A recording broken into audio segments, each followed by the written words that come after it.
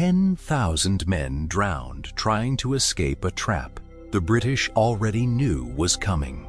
3 years earlier, in December 1941, Japanese forces crossed into Burma. The defending British and Indian units were badly outnumbered and completely unprepared for jungle warfare.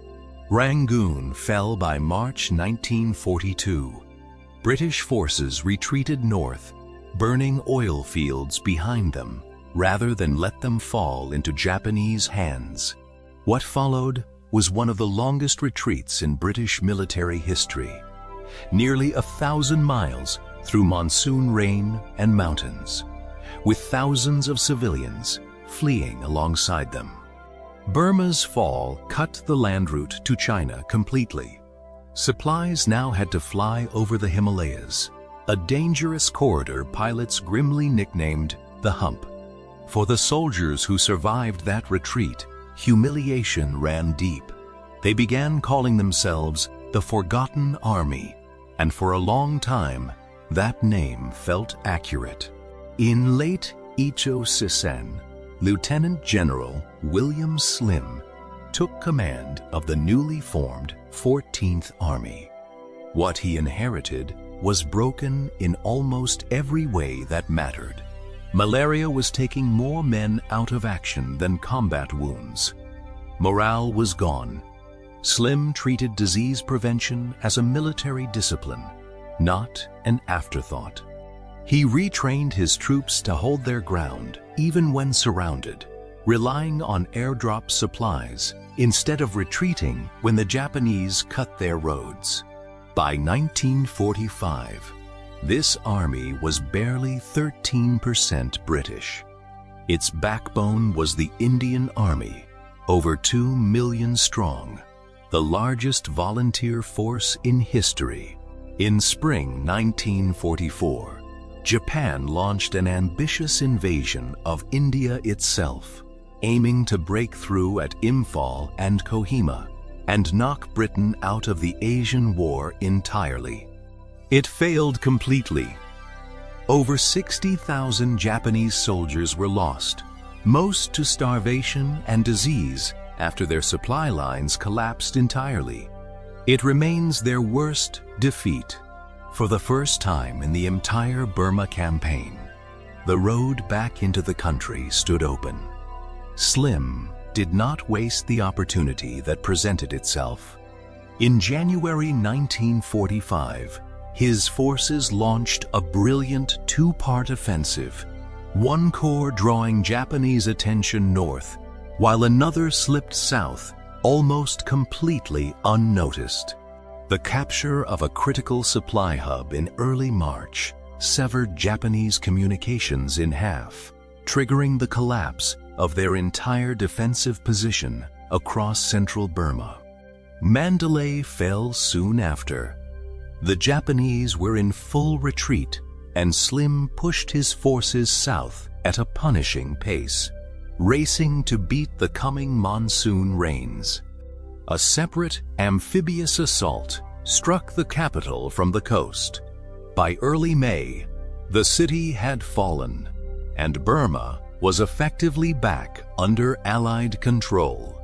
But one large Japanese formation remained trapped. An entire army had retreated into a remote range of low mountains between 2 flooded, uncrossable rivers. Conditions inside those mountains were catastrophic. Rations had run out weeks earlier. Cholera and dysentery were spreading unchecked through entire units. Roughly 18,000 men remained under command, but their true fighting strength was a fraction of that number. Many could barely stand, let alone march. Local resistance forces that had once fought alongside Japan had switched sides entirely, now hunting Japanese patrols and foraging parties through the same jungle. The Japanese High Command ordered a breakout. The trapped army would push east, cross the flooded river, and link up with remaining forces retreating toward Thailand. British intelligence already suspected a breakout was coming. What they lacked were the specifics. That was about to change completely, and by pure chance. The documents recovered from that jungle ambush contained the complete operational plan. Crossing points, unit assignments, timelines, everything down to the smallest detail. The British now knew Japan's soldiers were ordered to carry only bayonets, avoid radio communication entirely, and cross the river using rafts built from bamboo. With 2 full weeks to prepare, British commanders reinforced critical sectors, zeroed artillery on every likely crossing point, and readied fighter squadrons for close support. Forward observation officers were embedded with frontline units, ready to direct artillery and airstrikes in real time the moment the Japanese made their move. A smaller Japanese force launched a diversionary attack far too early, a full week before the main breakout was ready to move. The timing was a fatal mistake. Rather than pulling British attention away, it confirmed everything the captured documents had already described and gave defenders even more time to prepare. Fighter bombers destroyed multiple Japanese artillery pieces in a single strike.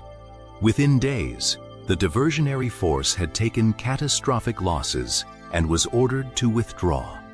2 weeks later, the main breakout finally began. Thousands of sick, starving soldiers pushed out of the mountains into flooded fields, unaware their plan was already known.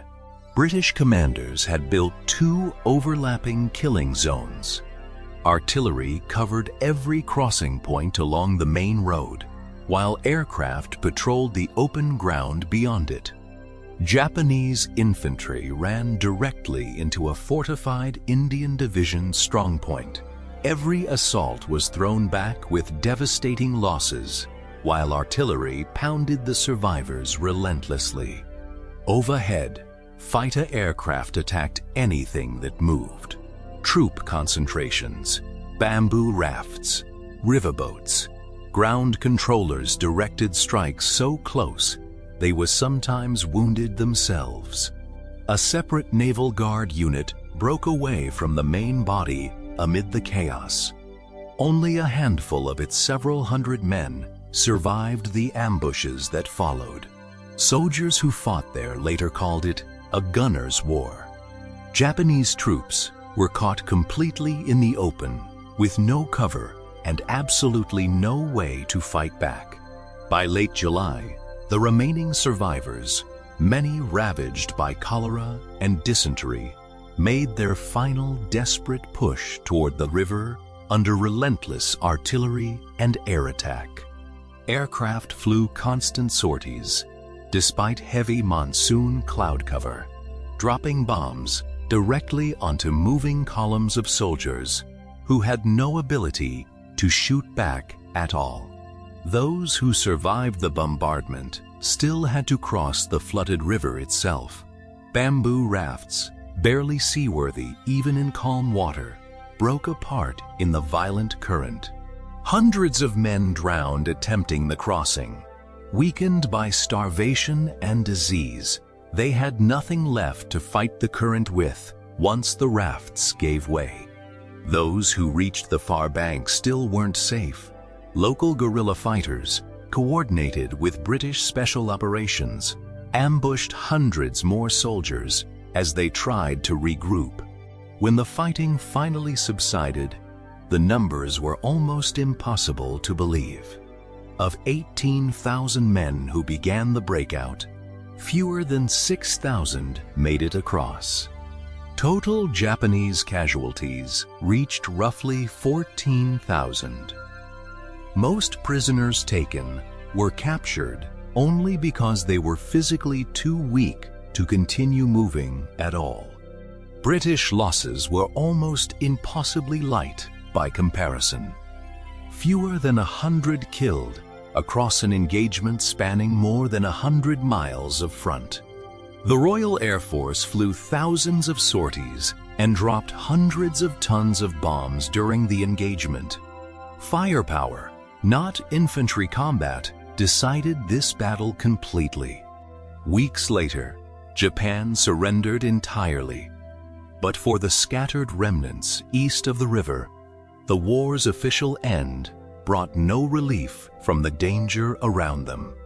Roughly 2,000 more Japanese soldiers died in the days after the official surrender, killed by disease, by guerrilla fighters, or by the unforgiving river itself.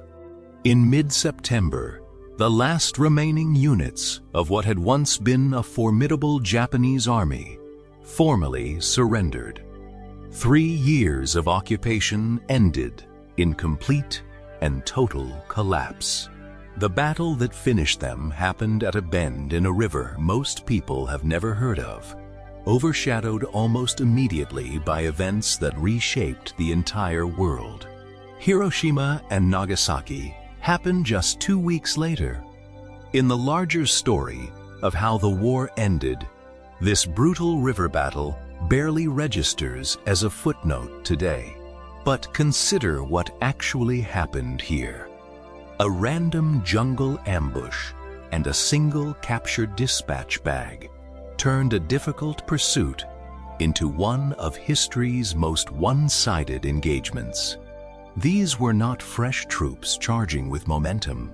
They were sick, starving, abandoned men ordered to cross a river without firing a shot, and they tried anyway. 3 years earlier, this same river had trapped retreating British forces during the original invasion. Now, it trapped the army that had once driven them out. This stretch of water took heavy losses from both sides across those 3 years. It simply took far more from one of them in the final, decisive weeks. This engagement stands as the final major land battle fought by Western Allied forces in the entire Second World War, and one of its most lopsided by any measure.